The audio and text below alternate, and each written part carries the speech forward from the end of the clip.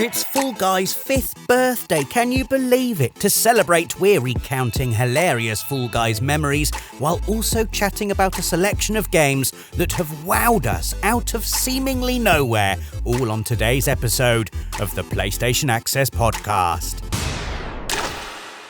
Hello everybody, welcome to the PlayStation Access Podcast, the official podcast of PlayStation UK. I'm your host, Rob Pearson. We are joined today by Rosie Caddick. Hello everyone. And David Jackson. Hello. And it's a happy 5th birthday to Fall Guys. Happy birthday, Fall Guys. I won't do the song. What, for Fall Guys? For Fall Guys. Every single bean that runs in the arenas gets a happy birthday song. Gets a happy birthday song. I can't believe, we'll do the thing where we're like, we can't believe how much time's gone past, but I can't believe it's been 5 years. I genuinely can't believe it's been 5 years since Fall Guys arrived. No. And I think there should be a new calendar. Before Fall Guys and after Fall Guys. What a time that it arrived as well. I when we remember. needed it most. Yeah. It did. It was a tough old year, 2020. Mm-hmm. And before we dig into the meat of this podcast, which is going to be our individual recollections of games that have come along seemingly from nowhere, or games that we didn't know too much about but then arrived and absolutely wowed us. Yeah. Before we get on to that, I want to just have a lovely reminisce about Fall Guys, because it's a game that has meant a lot to us on the channel. I think certainly when it first came out, we streamed it, and that stream saw, I think at the time, record numbers for people tuning in to a PlayStation Access live stream, and that momentum didn't really die down. No. It just, every time we streamed Fall Guys, loads of people turned up. So are there any particular fond memories for each of you around that time, around playing Fall Guys? There's Rosie, loads. you were saying earlier how you actually first saw Fall Guys the previous year at Gamescom. I remember I was going to say, like, to start off with, that's a really just a really fond memory I've got in my brain of when we went to Gamescom, and it was in your brain. Yeah, in my brain. It's coming out of my brain now. It's oozing out. But I remember when we went over to the booth that had Fall Guys, and it was all like really colourfully decorated, and I was already feeling really good. And I remember at that point we only played a couple of matches. It was like not like the final product was. It was like a build of it. But I remember we had like the raccoon grabbing tail, and in, like, for example, just like a tiny detail, but like in the full version, the raccoon tail's quite like spiky, isn't it? It's got like a little bit of like a spiky sort of fluffy texture to it. But I don't know why, but in this build I played, I remember it being just like a smooth round tail, like it was a lot more cartoony, just to give an idea like of how it was just slightly different graphically.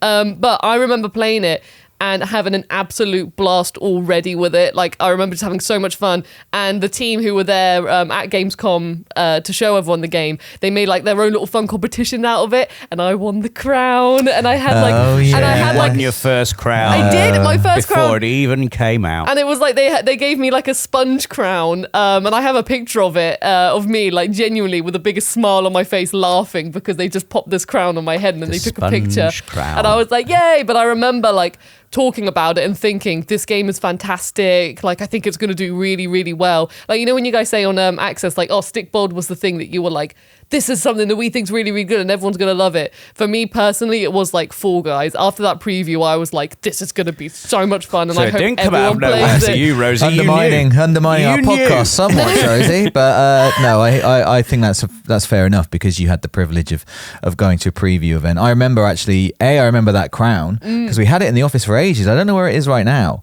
but we had it for ages. Maybe I took it home. When I see. When Fall Guys did come out and did become a big deal, I remember thinking like, oh, it's really cool that we've got an actual Fall Guys crown here. Yeah. Like we're very lucky. I also remember at that Gamescom that I had to go to another appointment during that You did, because you were really sad, I remember. was really sad. I really wanted to play Fall Guys, and I really wanted to come and I, compete. Yeah. And I had to go, and I think it was, it was something I was less excited about. And then I was like, oh, I really want to play Fall Guys.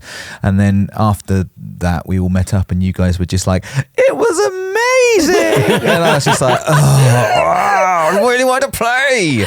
So I was not very magnanimous about that. Unusually for me, I guess.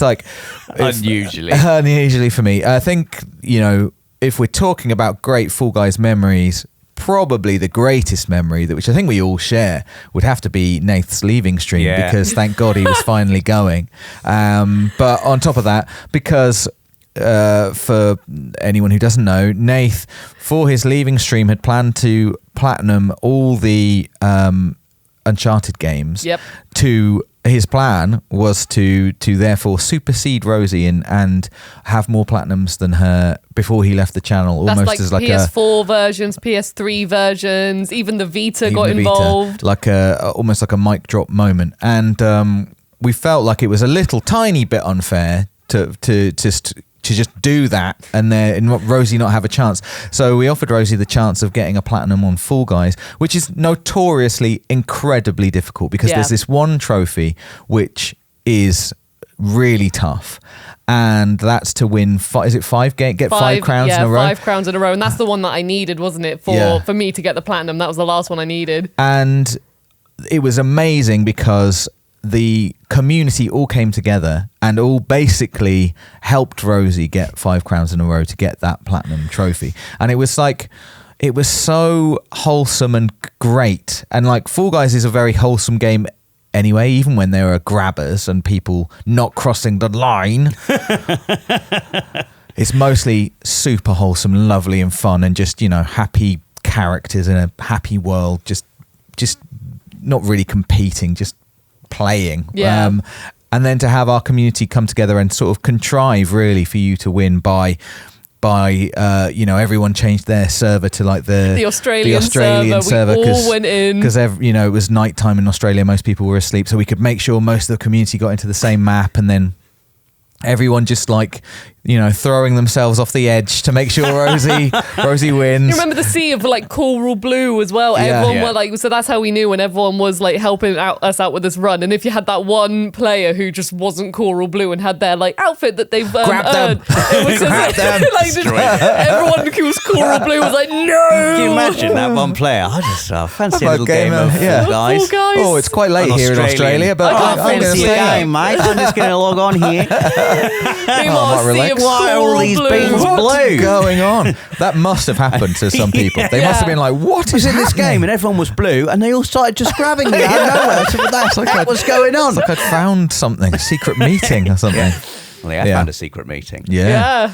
Well, that was, I mean, that has to stand up as like my favourite Fall Guys memory. Wasn't even playing, I was just watching, but it was great. I do think there were some saboteurs as well amongst. There always are, Rosie, because I do remember there's there always were some bad apples. There were some like members of the community who were like, no, we want Nath to win. So there were also some like spies. Some spies who were there, and they like try and grab me or prevent me from winning as well. It was so much fun. It was such a laugh. Like, even though I didn't win that competition, that's still one of my favourite streams. Like, I also remember that the trophy took ages to pop. So we were like, has it happened? Has it happened? It was stressful. Yeah. But it did happen. And you did get that platinum. And I mean, I think that's got to be a rare platinum, hasn't it? Like a very rare.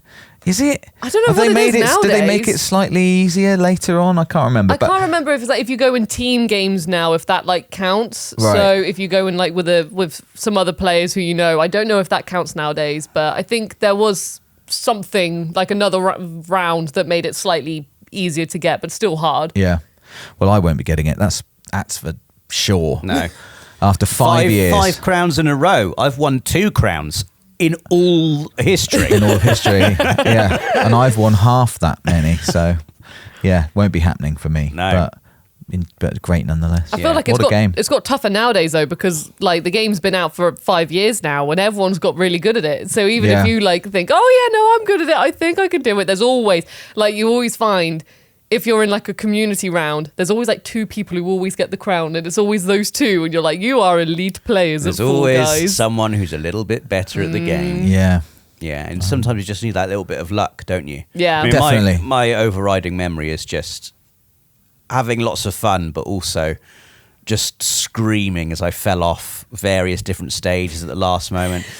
Slime climb is my nemesis. Yeah. The amount of times that slowly rising level of slime, and you know that if you get caught, if you manage to get through slime climb, it's a great level for really thinning out the competition. Yes. Yeah. Loads of people get caught by that slime. Most stressful end game, I think Hexagon. Oh my god! That was one of the most There's the tense. plan, obviously. The plan. The plan. The plan. I failed. The plan failed. Plan I mostly failed. genuinely think the plan is great. To be clear, the plan is just get to the bottom layer as quickly as possible Yeah. and then undermine everyone Yes. else and wait for them So to you fall. get to the bottom layer and just slowly, meticulously, in a circular motion, just start going outwards and outwards and outwards. You make a big hole. Yes. And hopefully there's enough hexagons left at the end that everyone else just falls straight through the hole. Yeah. It's a great theory. It's a great plan. It is a great plan. Yet to be proven in battle, but it makes sense. I would love for someone to capture a video of them executing the plan flawlessly while singing the plan song. The plan. Yeah. I think another like really intense finale is the one that's got the rotating like two pillars that are next to each other and like and like the roly one. Because the thing I like about that one is you have that game where you and an opponent are standing on like a stick or something and you've got your other sticks with like two sponges on the end and you got to knock each other off. It kind of does become that game when it's just you and one other person because you're trying to survive, one wheel spinning one way, one wheel spinning the other. You're avoiding gaps, but then one of the players is like, I'm going to grab you now. And then as soon as that sort of like barrier's been broken and then the grabbing gets involved, that's when it gets dangerous. It's they're just trying to sabotage each other and you're getting dizzy. When you're the last player and there's only one other player, all you're thinking at that point is you're just praying they make a mistake. Just like, please make a mistake. Please. Yeah. Just die. Just fall. Fall, guy. So I should be the final one. Exactly. Yeah. Doesn't often happen. You remember another fun memory was when we had I think it was another community stream and I think it was you, Rob, me and Ash. And it was when I was like, don't worry, guys, I'm in the round because look at this. And I remember. You thought you'd do a cool the jump. Watch this moment. Watch this, everyone. Watch this. So I said, watch this, like thinking like, oh no, it's all fine, I'm going to get through. And as soon as I say, watch this, boom, like the level ends. I am just by the final line. You see me jumping midair towards the line. And oh my God, I cried of laughter. It was so golden. There's a little bit of music that happens that just made it even funnier. It's like,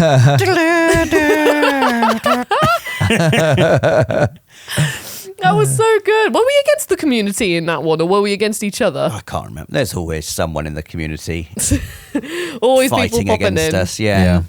But I think we can all agree that like, do you remember as well, actually, but do you remember when it first came out and all of us were like giving each other tips and we were really involved with trying to get like really good at the game, especially Nathan. Like, I remember Nath being quite good at the game, annoyingly so, and trying, which is always the test. If Nath's trying, it's because he thinks he's quite good at the game and he'll double down on that and trying. And I think he made a tips video on Fall Guys, as I remember, which...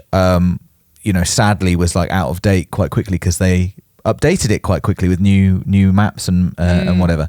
But yes, I do remember Nath being annoyingly good at it, and I mean it was just the game. Wasn't Anything it? that Nath's good at is annoyingly. He's annoyingly good. I think like I guess that's what this podcast is about. Is like sort of cultural moments. Yeah. Often, anyway. I mean, I don't know which games you guys are going to talk about, but. Certainly, there are some games that just become cultural moments where just everybody is talking about them. Yeah. And Fall Guys was probably the epitome of that. It was just, and like I said at the start, what a great time for it to happen when we were all feeling a bit sad and a bit lonely. And this game came along that really just brought everyone together and was just loads of fun and just happy and positive, and it was great. And the music was a bop as well. It was absolute bop. But I think all of us, I mean, at least I, even when we're like, it was hype back then and we were all like, oh my God, this game's great, we're loving it. I still look at it and I think I didn't expect it to get still as big as it has got, like with all of the costumes that they've collaborated with all of these different licensed IPs and all that stuff. They've always got something coming out, a new announcement, like we got all this stuff. They like build the game itself, so you've got these own community levels which everyone still plays and creates and stuff like that. So going from like when we all played it, I was like, hey, this is like just a really fun obstacle course game, and now it's like as big as it is. Like, do you remember as well the social media as well? The social media for it was so good with all of the memes and all of the weird jokes they made. Remember that time they showed us what was inside a Fall Guy? Yeah. Oh yeah, that was proper nightmare. Great fuel. idea, great stuff. Yeah, proper nightmare fuel. It was beautiful. Yes, their social media person at that time was someone called Oliver Age 24. Yeah, who had come and visited us on Access years previously to show us Surgeon Simulator and I Am Bread as well. I think. And I Am Bread, yeah. And there was a very nice man with a very funny YouTube channel. I never knew that. Which, yeah, so yeah, he used to do drawing tutorials. Yes. Right. he was a man who's very, very good at drawing, but would make videos that made it seem like he was less good at drawing. They were like did you say tutorials? He'd be like, how to draw Spider-Man or whatever. They would be terrible. Really, really bad, but really funny to watch. Yeah. Well, I never knew that. Well, there we go. I want to come to you, Dave, first. Give us a game.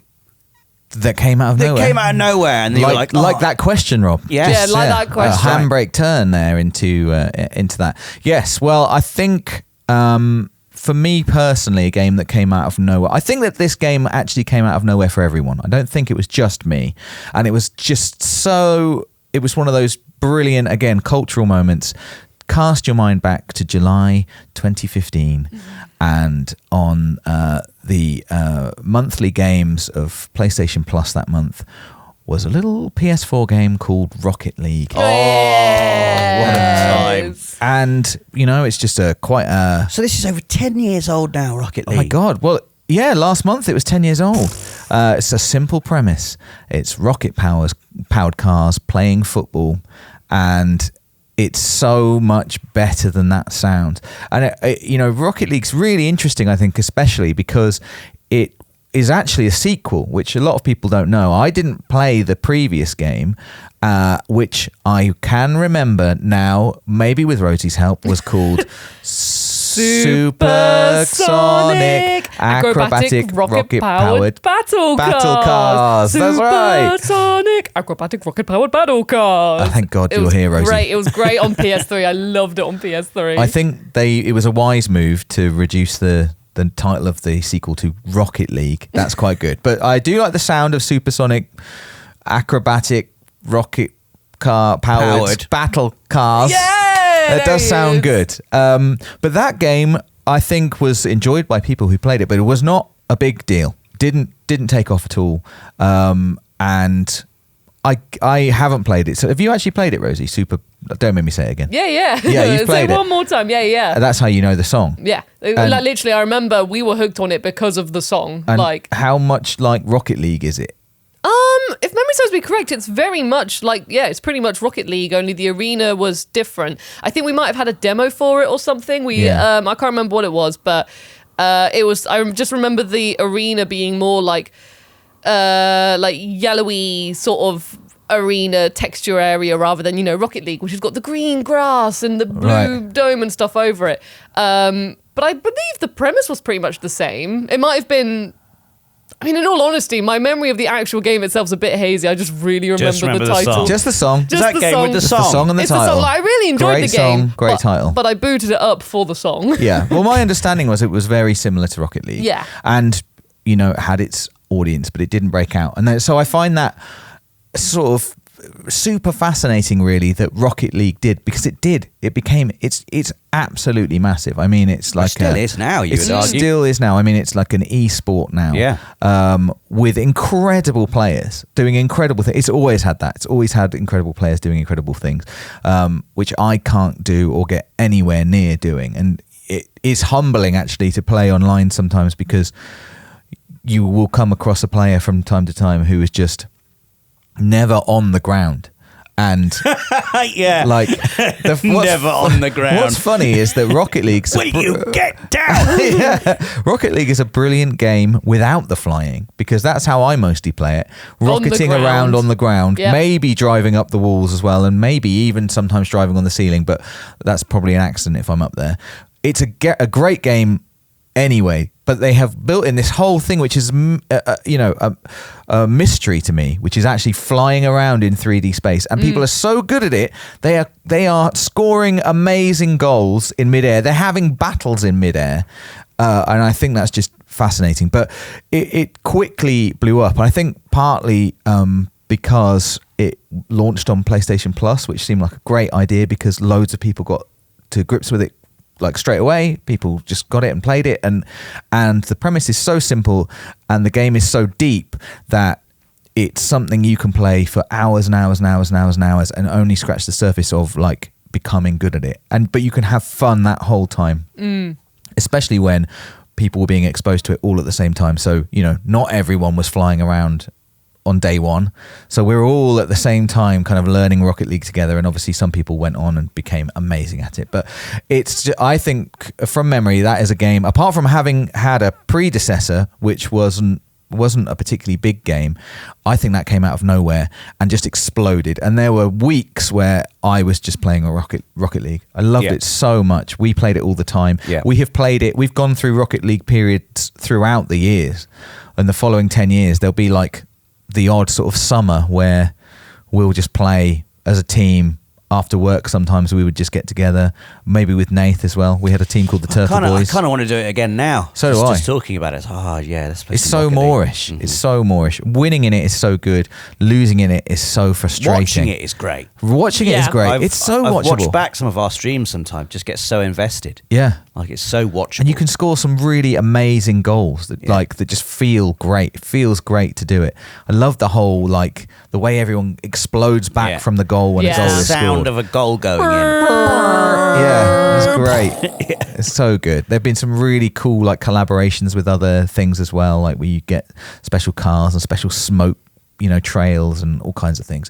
Just a brilliant game, and well deserving of its status as massive. Rosie, give us a game. One game that really stands out to me is Undertale, which I remember I knew nothing about it because I was actually told from my friend at the time, and they were like, oh my God, you're going to love this game. It's so good. It's so creative. It's so original. You're going to love it. So I played it and I immediately fell in love with it. I loved the music, the combat, the story, the characters. I loved everything about Undertale. And I remember it was people were talking about it, with friends and stuff like that. But then there was a stage, I think, from everyone telling their friends to play it. I don't know how it exploded, but it went big. Literally every time I went on social media, Undertale was there. Memes about Undertale. People doing different kinds of runs. People doing the Megalovania boss fight and things like that. It was fan art. There was everywhere. It felt as if I literally couldn't go on social media without seeing Undertale somewhere being mentioned. And even today, it's still famously one of those RPGs that everyone just talks about. Well, I remember Access videos at the time. The comments were just full of people saying Undertale. Yeah. It'd be like a Friday feature, 7, whatever. And everyone in the comments Undertale. And I was, where's Undertale? Exactly. And I was thinking, I hadn't heard of the game until I kept seeing these comments. I was like, what the heck is this Undertale game everyone keeps going on about? And then played it. And as you say, Rose, it's so funny.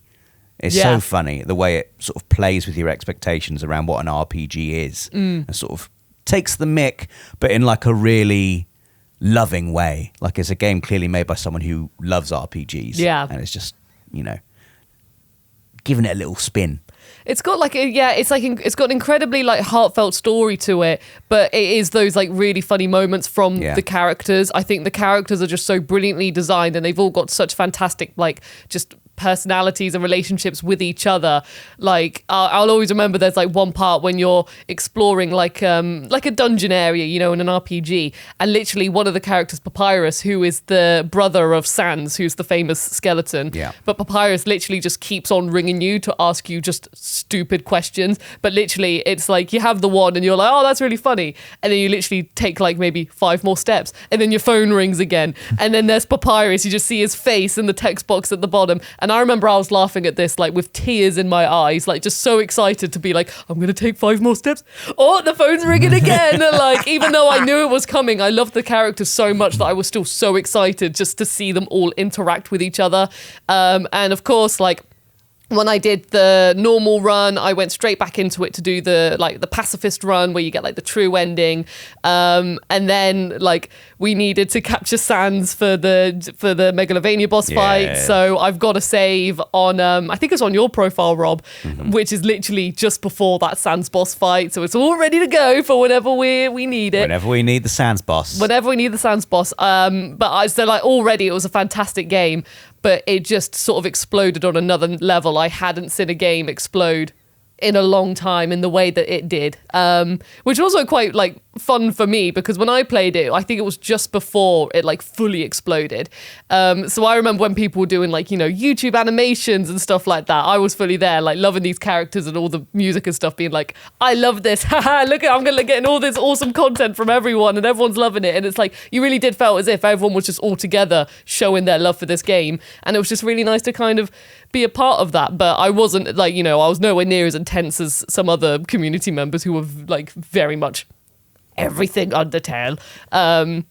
But yeah, no, it's a fantastic game, and I'm still happy it gets talked about today. And Deltarune is like also absolutely fantastic. If you haven't played Deltarune, you've got to check it out. It's so good.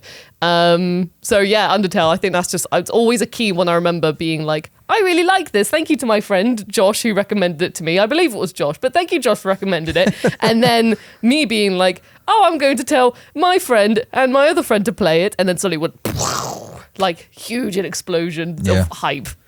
Megalovania, one of the best pieces of boss music ever as well.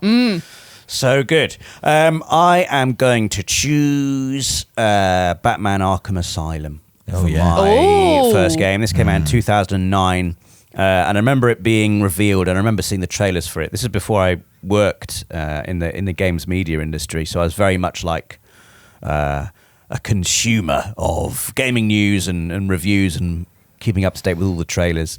And I saw the trailer, and my cynical, pessimistic brain was like, nah, it's not going to be. It's it's one of those licensed games. It'll be like Batman, hooray, and it won't be that good. It won't be that good. And then all the reviews came out, and they're like, oh my god, this game's amazing. 9 out of 10, 10 out of 10. I was like, I still didn't believe it. I was like, really? A Batman game? Really? Is this good? And then played it, and just could not believe. It's like a running joke now, isn't it? You can't say it makes you feel just like Batman without someone. Did it make you feel just like Batman? But I don't know what it feels like to be Batman, but I imagine it would feel quite a lot like what it feels when you play Batman Arkham Asylum. Yeah. Just what an absolute gift to Batman fans, but of all different levels. Like, I'm not a hardcore Batman fan. I like the character. I enjoy the films. I liked the animated series when I was a kid. But for people who really into Batman, read the comic books. There's so much to discover, and there's so much hidden away, and there's so many little fan-pleasing Easter eggs, like all of the Riddler challenges, and it's just what a wonderful setting as well. Of course, we went on to have Arkham Knight and Arkham City and then Arkham Knight, which greatly expanded it and let you loose in Gotham, basically, in this sort of open world. But there was something, I think, really pure about how contained that first game was within Arkham Asylum. What an evocative setting that is. Just a place where all of Batman's villains, all of his adversaries, all of his rivals are all locked up in there. Where they all live. And there's something, I think, quite Metal Gear Solid-esque about the first Batman Arkham Asylum, in the way that you slowly probe further and further through Arkham Asylum.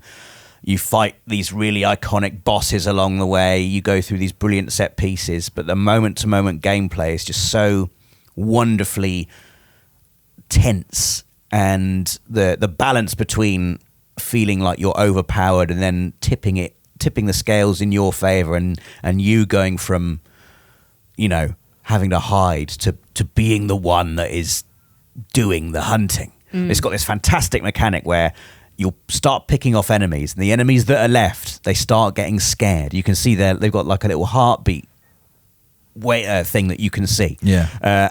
And they'll start visibly shaking, and they'll be, where are you, Batman? And you're like, hey, I'm up here. And you feel like Batman. I bet it must feel amazing when you're Batman and you know that they can't see you and that you're hidden, and you know exactly what you're going to do. They're going to walk under there, and I'm just going to swoop down, and they're going to be terrified, and I'm going to knock them out. And you just get to pull off stuff like that all the time. Yeah. You get loads of cool gadgets on your belt. The explosive gel. He doesn't need to squeeze it in the symbol of a bat, but he does. You can literally just do a dot, like just do a little just a circle will be fine. Yep. But no, I'll do it like a bat. And of course we've got Kevin Conroy, rest in peace, the iconic voice of Batman doing the voice of Batman. Mark Hamill does the voice of the Joker. Yeah. It's wonderful. Yeah. An absolute love letter, and it was, you know, so much better, I think, than anyone expected from like a licensed game. And of course it was the game that put Rocksteady on the map as well. Yeah.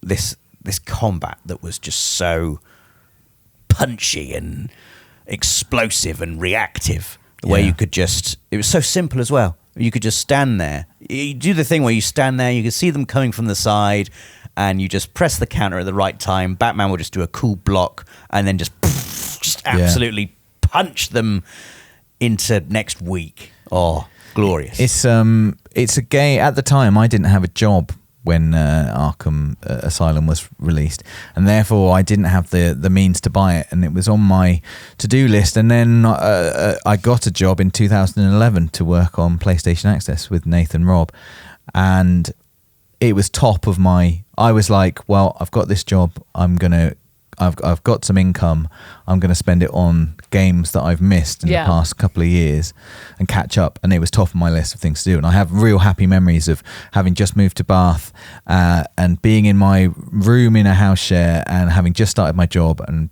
buying Arkham Asylum. And I think I played it over a weekend, just played the whole thing in a weekend so quickly. Nice. It was great. And Arkham City was just about to come out, or was coming out later that year. And it was just unbelievable. And that whole series, just the development from game to game, just incredible. Like Rob said, Arkham Asylum, amazing. And then to follow that up with Arkham City, just open up the world. So such a just incredible skill. One of the best games, I think. One of the best licensed, superhero games ever made. Definitely. And then Arkham Knight. It's a PS4. It's an early PS4 game. It still looks amazing now. Yeah. You load that up and wow, you can just perch on a rooftop and just gaze over the city for 5 minutes and have a great time. Yeah, absolutely. Great soundtrack as well. One of the things I like doing, because you can listen to Spotify when you're on your PS5 now, and I like turning the in-game music off and listening to Batman soundtracks on Spotify whilst swooping around Gotham. Nice. It's amazing. Nice. That's a good trick. You've got to try it. If you haven't done that before, do that. Also, actually, I've very recently started watching. Is it the 90s? That cartoon, the cartoon was in the 90s. The one with Kevin Conroy and Mark Hamill. Yeah. I think so. I started watching that. That's sensational. That series. It's phenomenal. And when you're talking about the music, I just had to say, Danny Elfman's music in it is fantastic. If I watched that show as a kid, I would have adored it. It's so good. And even today, I'm watching it. I'm only 3 episodes in, but I'm completely sold. I'm oh my god, this is maybe one of the best shows of the 90s. My god, it's so good. I had the toys. I had the Batmobile. There's something the design of the characters in the animated series. I think it's the best Batman has ever looked. Yeah, his whole silhouette and it's great. It's so good. It's so wonderful. And all the different costumes, of course, you can unlock. I think in Arkham Knight, you can be all the different eras of Batman. So good. I love Batman. Yeah. Anyway, Dave, we're back to you. Well, from the Batman to the Joker, because I'm sorry, everybody, but I'm going to have to speak once more about Balatro. That was a really good transition. Good segue, Dave. I suddenly thought, like, hang on a minute, there's something I can do here. I can do something. I'm sure I can. And I think I'm speaking a little bit more personally here in terms of Balatro coming out of nowhere for me. Definitely. I wouldn't like to say that that's necessarily how it happened for everybody, although I do think that it has built to another cultural moment. It was like it seemed to be everywhere. So I think Balatro released in February last year, 2024, not 2014. I'm 10 years older than I recall. And it completely passed me by. I didn't hear about it, didn't know about it, didn't know it existed until, and I remember this very distinctly, we were at an event called WASD in London, and a friend of ours, Tom, I was talking to, and he was like, do you like poker? And I was like, I like it, enough. And he was like, I've just started playing this game. And he tried to describe it to me, and I think this is a difficult. I've struggled with this since, because I've tried desperately to get people to play this game, and always struggle with how to make it sound good quickly, and it just doesn't work. It's like I'm sure other people can do it, but it's like a kind of there are technical terms you can use which have escaped me now, but it's basically like poker with modifier cards, and you're just like, that sounds cool, great, I can't wait to play that. But he'd said enough. He's a man whose opinion I trust, and he'd said enough. And what he said to me was, look, there's a demo on PS5. You can play the first hour of the game. I think it's an hour. Just have a go and see what you think. And so I was up for that challenge, and I downloaded it and I played it for an hour. And at the end of the hour, it's like your hour's up, and I just immediately bought it. Immediately went to the store and bought it. And it's great with the demo, actually. You can continue exactly where you left off. Oh, I love that. It's just like, you don't even start a new round. You're just like, well done, mid-hand, Balatro. and it's just like, carry on. Yeah. That's a game that knows. It does. It knows. If we can get just people to play the first hour. Yes. We got him. Exactly. And slowly, I feel, so immediately for me it became huge. I was like, this game is made for me. I love it so much. It's all about the gameplay, but it's supported by like a really cheeky kind of art style, and writing, like the design of the cards and the design of the mechanics that those cards have is so kind of, you just get a sense of like fun and comedy from it. Obviously, like visually you can see the comedy, but I feel like the way that the modifiers work is quite funny, and you can see that someone had a lot of fun putting this together and knew how it's so brilliant how it all fits together, and it can fit together in a million different ways, and therefore you can have a million different experiences with it every time. The music is just one track, but it's sort of perfectly pitched to support the whole thing. I don't know how they managed to create a piece of music that's so perfect for this experience that you don't get bored of it, and it's a very simple song, and it's a really simple offering, and it completely took over my life very quickly. And I tried desperately to get people to play it, other people to play it, but as I said, I think it's quite a hard sell in some ways, because it's hard to explain, and it's almost too simple to sound that appealing.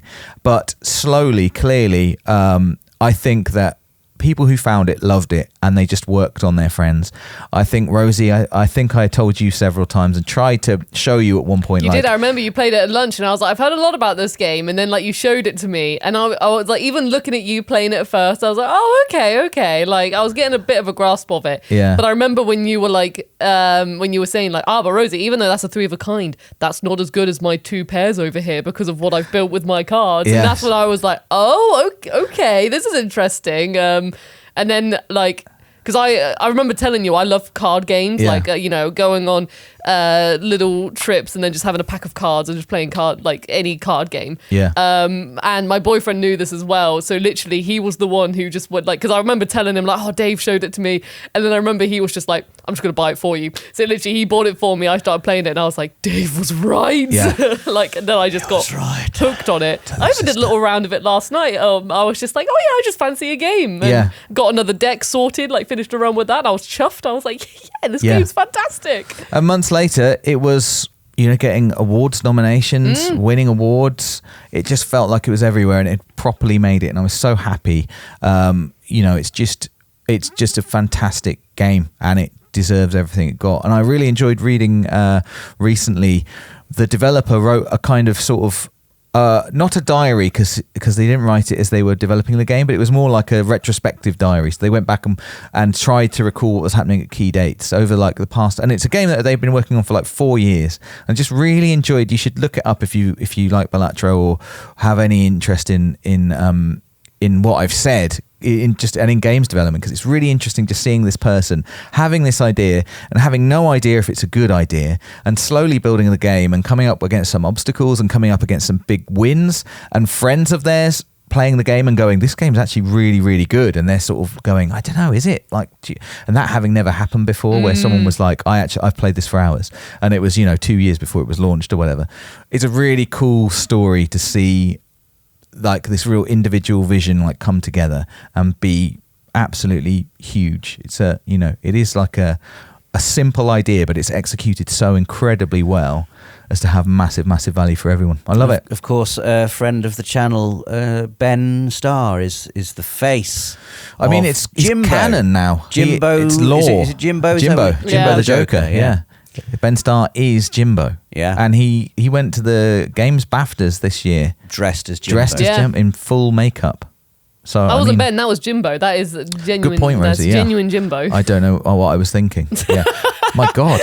It just made me think that could be Ben Starr's like origin story as some sort of villain. And we need like a Batman character. Robert would have to be time. you. You said you wanted to be Batman. You're going to have to become some sort of like Batman vigilante character, and you're going to have to battle Ben Starr / Jimbo. Yeah.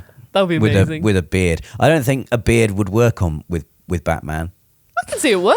Well, he's mostly just chin, so you'd need he'd just look really strange. I'd like to see that actually. Just to laugh at. I'd love to see Batman with a really bushy beard. Like, I don't think it would work. That's what I would love to see. I don't think it would work. Well, maybe that would be a great thing, is that we'd never know it was you then. If you shave to be Batman. Like Clark Kent taking off his glasses.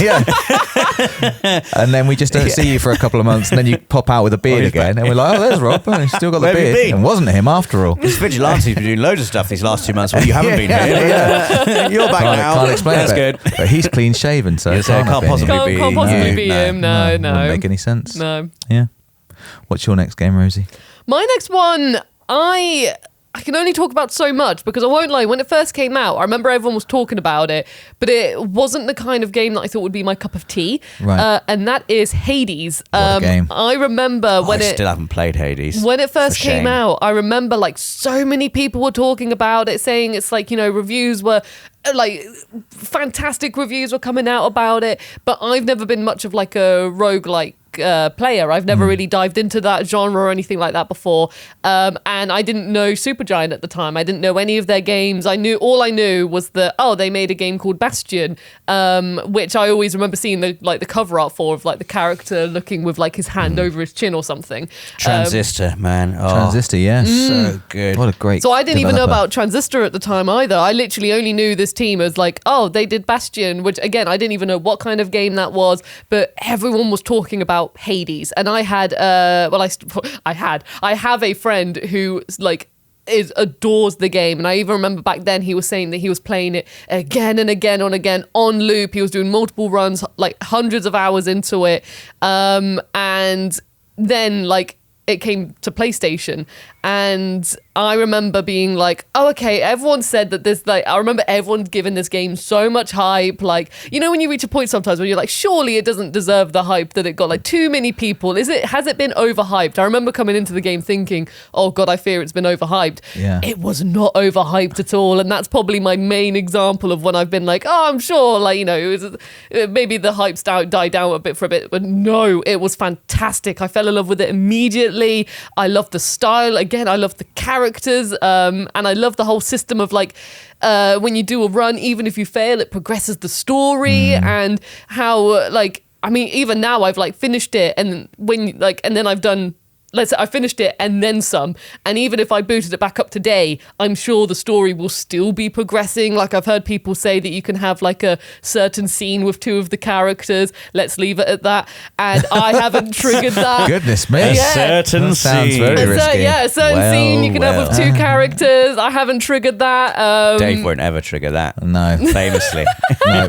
I'm one Just and done. never happens with Dave. Finish it, move on. Thing is, I was like, oh, I really want to see what happens because I love the characters. I was like, yeah, I want to see what happens. And every time I kept on playing, I still hadn't unlocked that moment yet. Yeah. So I was just like, so again, if I boot it up, then maybe I can see how long it takes me to unlock that moment that loads of people seem to talk about. But, and even then, like when I told my friend who I knew loved Hades, when I told him that I was playing Hades now, he was like, yeah, I've just played it again myself. And I was just like, oh my God, he like loves it. But I just remember like going from, I have no, like, I guess this is quite a personal one for me, but I had like no idea about Supergiant or like roguelikes in general or like just this game in general, apart from everyone talking about it lots, to then being like, oh my God, no, it was all absolutely true. Like absolutely fantastic game. And the music in it's so good as well. Like even if, like I know Rob, you said you haven't played it, but have you heard any of the songs in it? No. Oh, they're good. Oh, I think you'd really, they're good. They are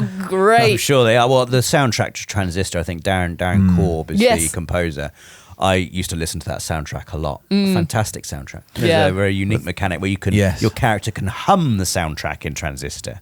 You play as like a singer with a sword. Yeah. It's great. So I don't. I still need to play Transistor. I don't doubt really good. I don't doubt that the soundtrack's amazing. Yeah. Also a beautiful looking game, Transistor. Really great. And so's Hades. It is very much so. Gorgeous looking game. Yeah, I've played quite a lot of Hades, nowhere near as much as you, Rosie, and I haven't finished the game yet. I haven't beaten the final boss, although I have reached it. But so I'm not going to speak about it really because you've nailed it, but I just totally agree. It's just what an incredible game. And Hades 2 is like one of the most anticipated games worldwide now. I think everybody, it was just, again, like you said, just hit everyone who played it just absolutely fell in love with it. Can do no wrong. I just don't think I ever had like a game that when I failed, I was so excited to just delve back into it. Like, you know, usually if you fail at something, you're like, oh, like, okay, I'll do it again. But this time I was actually excited just to see how the story would progress, what the characters would say, what sass they'd have with each other. So genuinely it is fantastic time. And if you do like decide to pick it up and you're like, oh God, I've died in like the first 5 minutes, it's really hard. It's one of those games that you do learn how it works, you do get better at it. And like as you do progress and get further and further, you feel so rewarded. But you also never, ever feel punished for like being sent back to like failing. Well, I don't want to say failing to run, but you know, to dying on the run. No. As you know, I'm much more about the mechanics of the game, and it's just so the mechanics are so moorish, and that's partly like a rogue-like thing.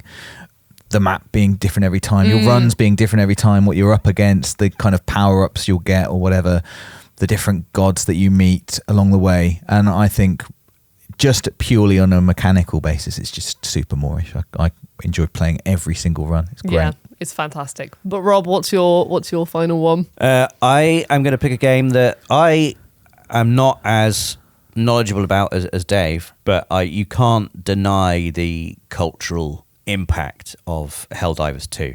Yeah. Which I think you were a fan of the first Helldivers. I was. Dave. I'm very proud of myself as being you were there. I remember when Helldivers 2 was announced and we did an after party saying, oh, this is really exciting. Helldivers was a really great game. And, I remember. And now it's 3D. I'm really excited to see the camera in a different place.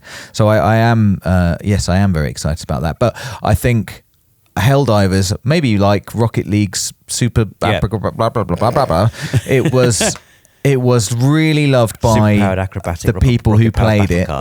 Exactly. But those people who played it were few. And so there was a group of people who were really excited about Helldivers 2, but not the world. Yes. Well, I think it would be fair to say that Helldivers 2, it shifted perspective. Yeah. It shifted, well, I don't know if it shifted tone so much, but like there was something about it that just really captured the imagination of everybody. And we talked a little bit on this podcast about games that have come along at the right time. And I think Helldivers 2 is absolutely one of those. There was like a real purity in how simple it was. It was just, you're going to team up with your friends and you're going to shoot some bugs. But it was wrapped up in this stylized presentation. It had this whole kind of slightly larger than life for democracy type thing going on, which, you know, people role play as like they are from the world of Helldivers 2. Even outside of the game now, you'll see comments on videos we've made about Helldivers. You'll see social media posts where people take on the persona of their Helldivers 2 character and like, I've a great victory for democracy here. And I really enjoy it. Hits you with it straight away. I remember doing the tutorial and immediately the game is barking orders at you in this kind of style. And how many tutorials to shooters have I played where it's like, pick up the gun, go to the shooting range, shoot the things, now here's how you do a grenade. Like, but Helldivers 2 does that in a way that I felt was fresh. Like I felt, this is actually funny. This is funny and it's engaging me in a way that I haven't experienced in this type of game for a very long time. And, you know, I find it quite easy to be intimidated now by the amount of options you've got when it comes to online games or first-person shooters. Like I feel, it makes me feel old. I feel like I am, you know, I can't keep up with this. But Helldivers 2, it's sort of like, it's okay. Sort of like held my hand a little bit. It's like, you can have fun.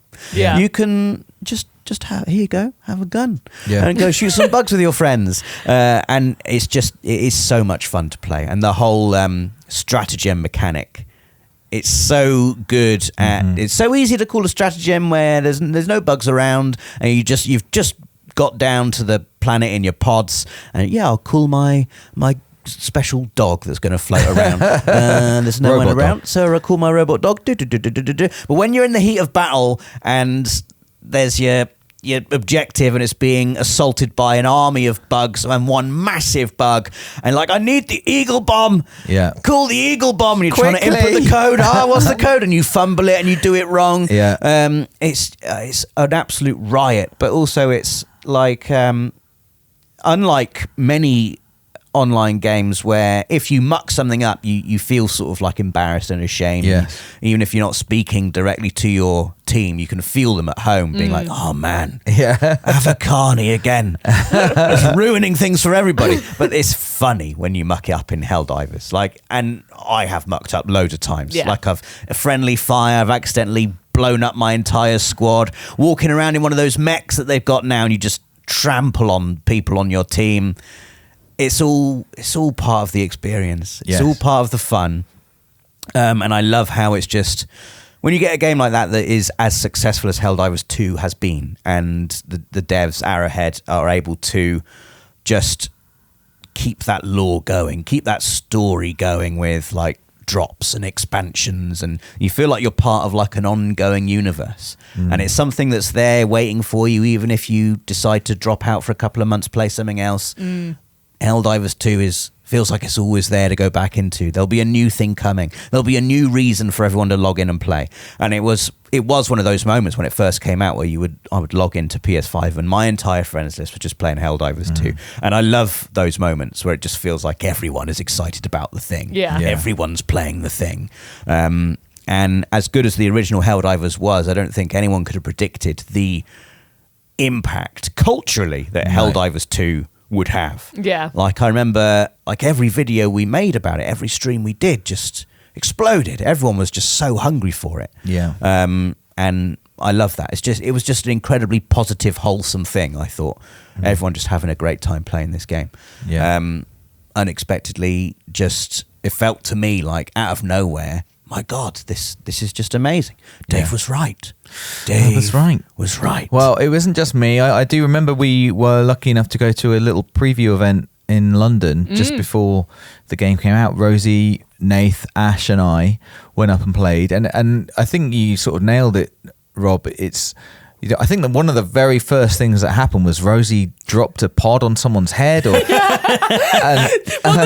it with the developers, didn't we? Yeah. And they were like, "Yep, you can do that." And it was like, "Sorry." But we were laughing straight away. It wasn't like, or embarrassing or like, oh, okay. It was just funny. Yeah. And then there was loads of just laughter. That whole, like, we probably played for an hour and a half or something. And it was just laughter with discovering the game and discovering the different systems and accidentally killing each other and it not mattering. That's the point, I think, in Helldivers. They've actually absolutely nailed all the things like that can be friction, that can cause friction in other games. I think, for example, right from the start, you have access to incredible weaponry. You can call down massive explosions from the heavens right from the start of the game. You don't have to unlock that or earn that or you know, rack up loads of XP to get it. It's just there right from the start. And so instantly you feel like a powerful player, but in a fragile human body, which is where the anxiety comes from that, Rob, that you mentioned. Like, it really feels like a war zone. It feels like hell when you are surrounded by enemies and you're running away and you're trying to just input the code for something that can help you because you've got access to this massive arsenal, but calling it down is tricky. And if you don't do it, you are actually just quite a fragile human body that will be easily squashed by a huge bug. Exactly. And likewise, I think, you know, it's a live service game. It's always on. And sometimes I can feel intimidated by going away from one of those games and coming back and going like, what's happened now? What's the gun everyone's using now? What's the big new thing? And I think Helldivers isn't like that because right from the start, you have access to weaponry that is super powerful and will be useful to you always. It's not like, oh, I really need to unlock this thing and then the game will change and becomes a lot easier for me. Those things, there are lots of things you want to unlock, but it really just adjusts how you play rather than being like making the game way easier or anything like that. So I feel like there are obviously like loads of players who are just going to play it every day forever and they're going to have a great time. But there are also players who are probably going to not play it for a few months and then come back when a particular something comes along, because again, it's got these story beats in a game which I think are unlike any other game, where they are little cultural moments and they're all done in character, like Rob said. It's not like come back and play Helldivers this week because there's a new enemy type. It's like Helldivers to your pods. Invasion alert. Like it's like feels like you are in that world. You want to be a part of that world and you're part of something that's happening. Yes, I'm needed. Yes, I'm being called to the bridge. Yeah, it's great. It's just so well judged and it deserves its popularity. Absolutely. It does. Well, I've had a lovely time discussing these lovely games with you all. Me too. Me too. If you're listening to this or watching this on YouTube and you have your own stories to share about games that have come along for you and blown you away seemingly out of nowhere, please do let us know in the comments. Otherwise, we will see you in 2 weeks' time for the next episode of the PlayStation Access podcast. See you then.